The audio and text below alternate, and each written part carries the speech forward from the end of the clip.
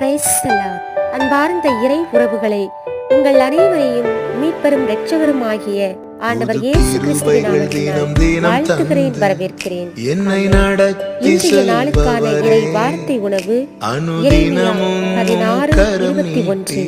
இதோ அவர்களை அறியும்படி செய்வேன், என் ஆற்றலையும் என் வலிமையையும் அறியும்படி செய்வேன், என் பெயர் ஆண்டவர் என்பதை அவர்கள் அறிந்து கொள்வார்கள். அனுதினமும் இன்றைய காலை ஆசிர்வதிப்பவரே,